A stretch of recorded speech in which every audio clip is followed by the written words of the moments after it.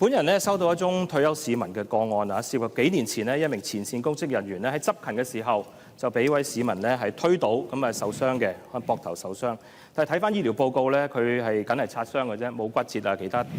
大礙啦，可以咁講啦。當日亦都出院。咁事後咧，該名公職人員咧因為呢件事咧就請咗110日嘅病假，其後咧就翻工1年半嘅時間，1年半之後再話因為呢個 case 咧就有精神受到損害咧，再請咗338日嘅病假，即係前後咧有15個月嘅病假，係因為當日發生嘅事情。